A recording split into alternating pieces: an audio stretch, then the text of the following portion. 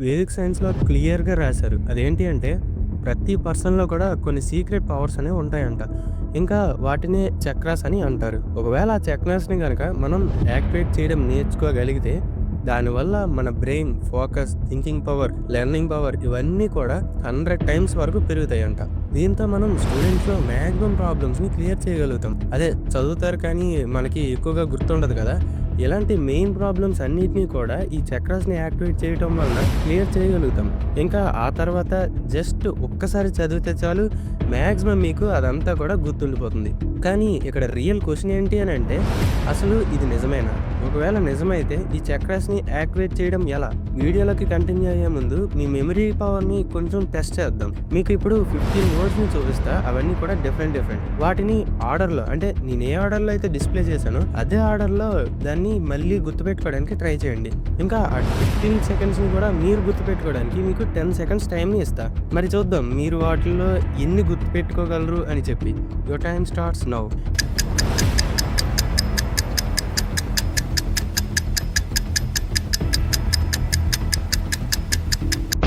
ఇప్పుడు ఈ వీడియోని పాజ్ చేసి ఆ 15 వర్డ్స్‌లో ఎన్ని వర్డ్స్‌ని సేమ్ ఆర్డర్‌లో చెప్పగలరో మీరు నాకు కామెంట్ చేసి చెప్పండి. దీంతో తెలుస్తుంది మీ మెమరీ పవర్ ఎంతుంది అని. చీట్ చేయొద్దు. ఓకేనా? ఇక్కడ ఫ్యాక్ట్స్ మాట్లాడుకుంటే 15 ఔట్ ఆఫ్ 15 కాదు కదా! ఆర్డర్‌లో జస్ట్ 5-6 గుర్తుపెట్టుకోవడం కూడా చాలా మందికి కష్టమైపోతుంది. అసలు ఇవన్నీ కూడా మనకు తెలిసిన డైలీ చూసిన వర్డ్సే. అయినా సరే ఒక ఆర్డర్‌లో గుర్తుపెట్టుకోలేకపోతున్నాం. ఎందుకంటే ఇక్కడ మన మెమరీ పవర్ అనేది చాలా డిస్టర్బ్ అయిపోయి ఉంది. Thanks to mobile phones, social media addictions and so called junior colleges pressure. ఇలాంటి వాళ్ళ వలన చిన్నప్పుడు టాపర్స్ అయిన మీరు కూడా 10 సెకండ్స్‌లో జస్ట్ 15 డైలీ థింగ్స్‌ని గుర్తుపెట్టుకోలేకపోతున్నారు. ఈ ఎడ్యుకేషన్ సిస్టమ్ వలన మన లైఫ్ స్టైలే చాలా వరకు డిస్టర్బ్ అయిపోయింది. అదే ఓల్డర్ టైమ్స్‌లో అయితే లైక్ కలియుగం కంటే ముందు వాళ్ళకి ఉన్న మెమరీ పవర్ ఇంకా బ్రెయిన్ పవర్ ఇప్పటికంటే 100 టైమ్స్ ఎక్కువగా ఉండేది. మీకు ఎగ్జాంపుల్‌గా ఒక స్టోరీ చెప్తా. ఇయర్ 1190 ఆ టైంలో మహారాజా పృథ్వీరాజ్ చౌహాన్ ప్రెజెంట్ పంజాబ్ రీజన్ని రూల్ చేసేవారు. అతను one of the most powerful leader. అతని రూలింగ్‌లో మొహమ్మద్ ఘోరీ 2 టైమ్స్ అటాక్ చేసి రెండోసారి తనను ఓడించేస్తాడు. ఆ తర్వాత తనని బంధించి పృథ్వీరాజ్ చౌహాన్ యొక్క కళ్ళని పీకేస్తాడు. ఆ తర్వాత తనని ఒక పెద్ద గ్రౌండ్‌లో నిల్చోబెడతాడు. మొహమ్మద్ ఘోరీ అనుకుంటాడు కళ్ళు పీకేసాం కదా ఇంకేం చేస్తాడులే అని చెప్పి తనకొక బోవెండారో ఇస్తాడు. ఆ తర్వాత ఘోరీ నవ్వుతూ వెటకారంగా ఏదో మాట్లాడుతుంటాడు. ఆ వాయిస్ ని విన్న మహారాజా పృథ్వీరాజ్ చౌహాన్ కళ్ళు లేకపోయినా సరే కరెక్ట్గా తన బాణాన్ని గురి చూసి మొహమ్మద్ ఘోరీ గుండెల్లో దింపి చంపేస్తాడు. జస్ట్ ఇమాజిన్, యుద్ధంలో ఓడిపోయి రాజ్యం కోల్పోయి ఒంటి నిండా గాయాలతో కళ్ళు లేకపోయినా సరే జస్ట్ వాయిస్ తో దూరంగా ఉన్న టార్గెట్ ని యాక్యురేట్ గా కొట్టగలిగాడు అంటే తన ఫోకస్ ఎంత ఉండాలి. అలాంటి ఫోకస్ లో 10% అయినా ఈ టైంలో చదువుకున్న వాళ్ళకి ఉంటే వండర్స్ ని క్రియేట్ చేయగలరు. మరి ఇప్పుడు అలా ఉండకపోవడానికి రీజన్ ఏంటి అంటే గోల్డెన్ టైమ్స్ లో మహారాజులు, గౌతమ్ బుద్ధుడు ఇలాంటి వాళ్ళందరూ కూడా వాళ్ళ బాడీలో ఉన్న 7 చక్రాస్ ని కూడా యాక్టివేట్ చేశారు. మైథాలజీలోనే కాదు హిస్టరీలో కూడా ప్రూవ్ చేయబడింది యాక్చువల్గా 7 చక్రాస్ అని ఉన్నాయి అని. కానీ ఇక్కడ రియల్ క్వశ్చన్ ఏంటి అంటే అసలు ఈ 7 చక్రాస్ అంటే ఏంటి, వాటిని ఎలా యాక్టివేట్ చేయాలి? సైంటిఫికల్లీ వేదిక్ సైన్స్ ప్రకారం ఈ 7 చక్రాస్ మన బాడీలో ఎక్కువ నర్వ్స్ అనేవి ఎక్కడైతే ఎక్కువగా ఉంటాయో అంటే ఎక్కువగా కలిసి ఉంటాయో అక్కడ ఉంటాయి. సింపుల్ గా చెప్పాలి అంటే మన బాడీలో ఫుల్ ఎనర్జీ ఎక్కడైతే జనరేట్ చేస్తామో అక్కడ ఈ 7 చక్రాస్ అనేవి ఉంటాయి. ఇప్పుడు 7 చక్రాస్ అంటే ఏంటి అని అంటే దానిలో ఫస్ట్ వన్ రూట్ చక్ర, అదే మూలాధార. ఈ చక్ర వలన మీరు సర్వైవల్ అంటే ఏంటని నేర్చుకుంటారు. ఇది రూట్ చక్ర. ఈ రూట్ చక్ర వల్లనే మనకి ఆకలి ఇలాంటి ఫీలింగ్స్ అనేవి వస్తాయి. అండ్ సర్వైవల్కి సంబంధించిన అన్నీ కూడా ఈ చక్ర కింద వస్తుంది. అండ్ సెకండ్ది వచ్చేటప్పటికి సాక్రల్ చక్ర, అదే స్వధిష్టాన. ఇది క్రియేటివిటీ పైన డిపెండ్ అయి ఉంటుంది. మీలో చాలా మంది చూసే ఉంటారు కొందరికి క్రియేటివ్ లెవెల్స్ అనేవి చాలా ఎక్కువగా ఉంటాయి. ఎందుకంటే వాళ్ళలో అన్ఎక్స్పెక్టెడ్ గానే అంటే వాళ్ళకి తెలియకుండానే మాక్సిమం టైమ్స్ లో ఈ చక్ర అనేది వాళ్ళలో యాక్టివ్ అయి ఉంటుంది. ఇంకా థర్డ్ వచ్చేటప్పటికి మణిపుర. ఇది సెల్ఫ్ బిలీఫ్, కాన్ఫిడెన్స్ ఇవన్నీ కూడా ఈ చక్ర పైనే వస్తాయి. చాలా మందికి కాన్ఫిడెన్స్ అనేది ఎక్కువ ఉంటాయి. దేన్నైనా డేరింగ్ అండ్ డాషింగ్ గా వెళ్ళి ఎదుర్కొంటారు కదా, వాళ్ళలో ఈ చక్ర అనేది ఎక్కువగా యాక్టివ్గా ఉంటుంది. అండ్ నెంబర్ 4 అనాహత. ఇది హార్ట్, లవ్, రిలేషన్షిప్, ఎఫెక్షన్ ఇలాంటి ఎమోషన్స్కి సంబంధించిన చక్ర. ఇలాంటి వాటన్నిటిని కూడా ఈ చక్రనే డిరైవ్ చేస్తుంది అండ్ కంట్రోల్ చేస్తుంది కూడా. ఇంకా నెంబర్ 5 విశుద్ధ. ఇది మన వాయిస్ని ఇంకా కమ్యూనికేషన్ని కంట్రోల్ చేస్తుంది. కొందరు కమ్యూనికేషన్ స్కిల్స్ అనేవి చాలా ఎఫెక్టివ్గా ఉంటాయి కదా, ఎవరైనా మాట్లాడితే మనకి అలా వినాలి అని అనిపిస్తుంది. అలాంటి వాళ్ళకి ఈ చక్ర అనేది ఎక్కువగా యాక్టివ్ ఉంటుంది. నెక్స్ట్ మిగిలినవి 2 చక్రాలు. ఈ పై వాటన్నిటిలో కంటే ఈ 2 చక్రాలే మనకి మెయిన్ ఇంపార్టెంట్. ఎందుకంటే ఈ 2 కూడా బ్రెయిన్కి సంబంధించినవి. నెంబర్ 6 అజన. ఇదే థర్డ్ ఐ చక్ర. శివుడికి 3వ కన్ను ఉంటుంది కదా, ఆ ఏరియాలో ఇది ఉంటుంది. దీనివల్ల థింకింగ్ ఎబిలిటీ, ఫోకస్ పవర్ వీటన్నిటిని కూడా ఈ చక్రాన్ని కంట్రోల్ చేస్తుంది. ఇది కనుక యాక్టివేట్ అయితే తక్కువ టైంలో ఎక్కువగా మనం గుర్తుపెట్టుకోవడానికి ఈ చక్ర బాగా యూజ్ అవుతుంది. ఇంకా లాస్ట్ది అదే నెంబర్ 7 సహస్రార. ఇది క్రౌన్ చక్ర. ఇది మెయిన్లీ బ్రెయిన్ కి సంబంధించింది. ఇది ఫుల్ బ్రెయిన్ మొత్తాన్ని కూడా కంట్రోల్ చేస్తుంది. ఇది మనం ఏం థింక్ చేస్తాం, మన ఆలోచనలు వీటన్నిటిని కూడా ఇది కంట్రోల్ చేస్తుంది. ఒకరు మెమరీ పవర్ కానీ, థింకింగ్ ఎబిలిటీస్ కానీ, ఫోకస్ కానీ ఎక్కువగా ఉంది అని అంటే వాళ్ళలో ఈ నెంబర్ 6 అండ్ నెంబర్ 7 చక్ర యాక్టివ్గా ఉంది అని అర్థం. ఒకవేళ మీలో తక్కువగా ఉన్నా లేదా ఈ చక్రాస్ని యాక్టివేట్ చేసుకోవాలి, మా థింకింగ్ ఎబిలిటీని ఇంకా మెమరీ పవర్ని ఇంక్రీజ్ చేసుకోవాలి అని అనుకున్నా సరే ఈ 6 అండ్ 7 చక్రాస్ని యాక్టివేట్ చేసుకుంటే చాలు. సో ఈ 2 చక్రాలని యాక్టివేట్ చేసుకోవడానికి ఇవాళ నేను మీకు 5 మెథడ్స్ని చెప్తాను. దీనివలన ఈ 2 చక్రాస్ కూడా చాలా ఈజీగా మీలో యాక్టివేట్ అవుతాయి. ఈ 5 మెథడ్స్ కూడా వేదిక్ సైన్స్ ప్రకారం ప్రూవ్ చేయబడిన కాన్సెప్ట్స్. ఈ మెథడ్స్లో నెంబర్ 1 స్పైనల్ పొజిషన్. ఓల్డెన్ డేస్లో ప్రజలందరూ కూడా ప్రతిసారి కూడా కిందనే కూర్చునేవాళ్ళు. లైక్ చదువుకోవడానికైనా సరే, ఫుడ్ ప్రిపేర్ చేయడానికైనా సరే, తినడానికైనా సరే, మాట్లాడడానికైనా సరే, దేనికైనా సరే కిందనే కూర్చునేవాళ్ళు. వాళ్ళకి బెడ్స్ లేవా అని అంటే ఉన్నాయి, అయినా సరే కింద కూర్చునేవాళ్ళు. దానికి reason according to the science spinal కార్డ్లో చాలా నర్వ్స్ అనేవి ఉంటాయి. మన బాడీలో ఉన్న నర్వ్స్ అన్నీ కూడా ఈ స్పైనల్ కార్డ్కి లింక్ అయి ఉంటాయి. ఇన్ కేస్ మీరు స్ట్రైట్గా ఉంచకుండా దాన్ని కొంచెం బెండ్ చేస్తే, లైక్ చదువుతున్నప్పుడు అందరూ కొంచెం వాళ్ళు బెండ్ చేసి చదువుతారు కదా, బెండ్ అయ్యి, సో దాని వలన స్పైనల్ కార్డ్ అనేది బెండ్ అవుతుంది. దీని వలన నర్వ్స్ అనేవి బాగా సాగి వాటిలో టెన్షన్ అనేది పెరుగుతుంది. జస్ట్ ఇమాజిన్, ఒక దారం ఉంది, దాన్ని మీరు గట్టిగా లాగడానికి ట్రై చేశారు. అది అలా లాగుతూ ఉండగా ఒక టైంలో ఆ థ్రెడ్ అనేది తెగిపోతుంది కదా, సేమ్ అలానే ఎక్కువసేపు మీరు స్పైనల్ కార్డ్ ని బెండ్ చేసి ఉంచితే నర్వ్స్ లో టెన్షన్ అనేది పెరిగి బ్రెయిన్ కి వెళ్లాల్సిన సిగ్నల్స్ అనేవి బ్లాక్ అవుతాయి. దాని వలన మీ మెమరీ పవర్ అనేది గ్రాడ్యువల్ గా తగ్గిపోతుంది. అందుకే ఎప్పుడు అందరూ చెప్తూనే ఉంటారు, మీరు కూర్చునేటప్పుడు మీ స్పైనల్ కార్డ్ అనేది స్ట్రైట్ గా ఉంచాలి అని. Next method mudras.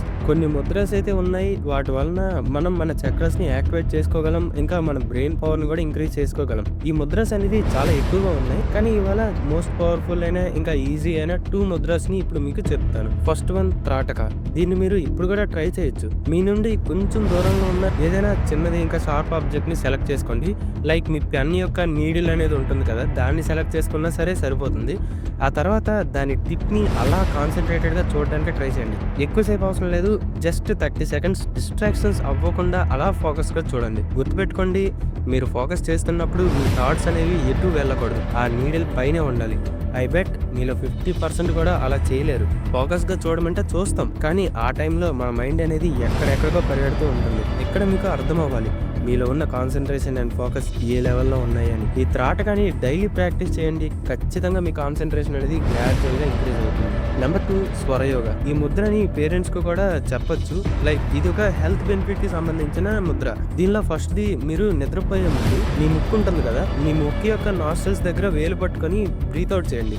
ఏ సైడ్ నుంచి అంటే ఏ నాస్ట్రిల్ నుంచి ఎక్కువగా ఎయిర్ అనేది బయటకు వస్తుందో చెక్ చేయండి. ఒకవేళ మీకు రైట్ సైడ్ నాస్ట్రిల్ నుంచి ఎక్కువగా ఎయిర్ వస్తుంటే నో ప్రాబ్లం, మీరు ఆల్ ఇస్ గుడ్. అలా కాకుండా లెఫ్ట్ సైడ్ నుంచి వస్తుంటే మీరు నిద్రపోయేటప్పుడు లెఫ్ట్ సైడ్ తిరిగి పడుకోండి, అంటే లెఫ్ట్ వైపు పడుకోండి. వేదిక్ సైన్స్ ప్రకారం మీకు రైట్ సైడ్ బ్రీతింగ్ కనుక వస్తే అలాంటప్పుడు మీ యొక్క ఎయిర్ ఇంటేక్ ని లెఫ్ట్ సైడ్ నుంచి ఎక్కువగా తీసుకోవాలి. అలా చేయాలి అంటే మీరు లెఫ్ట్ సైడ్ తిరిగి పడుకోవాల్సి ఉంటుంది. మీ వేదిక్ సైన్స్ ప్రకారం ఒకవేళ మీ air intake and outflow అనేది లెఫ్ట్ సైడ్ నుంచి ఎక్కువగా వస్తే, ముఖ్యంగా నిద్రపోయే ముందు అలా వస్తే మీ ఎయిర్ ఫ్లో అనేది రైట్ కి మార్చుకోవాల్సి ఉంటుంది. అలా చేయడానికి లెఫ్ట్ సైడ్ మీద తిరిగి పడుకోవాల్సి ఉంటుంది. ఇలా చేయడం వల్ల హార్ట్ లోకి ఎక్కువ ఆక్సిజన్ అనేది ఫ్లో అవుతుంది. దానివల్ల heart attacks and blood pressure ఇలాంటి ప్రాబ్లమ్స్ అనేవి రాకుండా ఉంటాయి. నేను ముందే చెప్పినట్లు ఈ ముద్రని మీ పేరెంట్స్ కూడా సజెస్ట్ చేయొచ్చు. And method number 3 Gurukul schedule. Olden times లో ఒక షెడ్యూల్ అనేది ఉంటుంది. ఈ టైంలో లేవాలి, ఈ టైంలో బ్రేక్ఫాస్ట్ చేయాలి, ఈ టైంలో స్నానం చేయాలి, ఈ టైంలో చదవాలి, ఈ టైంలో ఆడుకోవాలి. అలా ఒక పర్టికులర్ టైం వరకు ఉంటూ ఆ టైంకి ఆ పనులు అనేది చేస్తారు. ప్రెసెంట్ టైంలో ఈ షెడ్యూల్ అనేది పూర్తిగా మాయమే అయిపోతుంది. ఇప్పుడు నేను మీకు 4 o'clock లేవమని చెప్పట్లేదు, చాలా మందికి ఇది impossible task. But daily same టైంకి చేంజ్ చేసుకోకుండా లేవడానికి ట్రై చేయండి. అంటే మీ షెడ్యూల్ అనేది డైలీ ఒకే టైంలో ఉండాలి. లెట్సే మీరు ప్రతిరోజు 10 గంటలకు బ్రేక్ఫాస్ట్ చేస్తున్నారు అని అనుకుంటే మంచిదే, కానీ ప్రతిరోజు కూడా 10కే చేయండి. ఇలా చేయడం వల్ల మీ బాడీలో ఉన్న కెమికల్స్ ఇంకా హార్మోన్స్ అనేవి డైలీ ఆ పర్టికులర్ టైంలో బయటకు రిలీజ్ అవుతూ ఉంటాయి. దీనివల్ల మీ అల్గారిథం అంటే మీ బాడీలో ఉన్న అల్గారిథం అనేది ఒక ఆర్డర్లో ఉంటుంది. అలా కాకుండా ఒకరోజు 7కే తిని, ఇంకో రోజు 8కి తిని, ఇంకో రోజు 9కి, ఇంకో రోజు 10కి అలా మీ షెడ్యూల్ అనేది మారుస్తూ ఉంటే అల్గారిథం అనేది డిస్టర్బ్ అవుతుంది. దీనివలన మీరు ఏం చేయకుండానే టైర్డ్ ఫీల్ అయిపోతుంటారు. చదువుతున్నప్పుడు నిద్ర వచ్చేస్తుంది, ఎప్పుడు లేజీగానే ఉంటారు. వీటన్నిటిని ఫిక్స్ చేసుకోవాలంటే డైలీ మీరు ఒక ఫిక్స్డ్ టైం షెడ్యూల్ ని ఫాలో అవ్వాల్సి ఉంటుంది. దాన్నే మీరు డైలీ ఫాలో అయితే ఈ అల్గారిథం అనేది మారి మీ యొక్క బ్రెయిన్ అనేది యాక్టివ్ గా ఉంటుంది. So I suggest you to follow Gurukul schedule. Next term వచ్చేటప్పటికి డోపమైన్ డీటాక్స్. అంటే వీక్ లో ఏదో ఒక్క రోజు పెట్టుకోండి. ఆ రోజు నో మొబైల్. జస్ట్ మీరు ఏ పర్పస్ కైనా సరే మొబైల్ ని ఖచ్చితంగా ముట్టుకోకూడదు ఒక్కరోజు. ఇది అలా ప్రాక్టీస్ చేస్తూ ఉండండి. దీనివల్ల మీ డోపమైన్ అనేది డీటాక్స్ అయ్యి ఒక మంచి కోసం ఆ డోపమైన్ అనేది రిలీజ్ అవ్వడం స్టార్ట్ అవుతుంది. ఇంకా method number 4 brain harmonic music. ఇది సైంటిఫిక్ గా కూడా ప్రూవ్ అయ్యింది.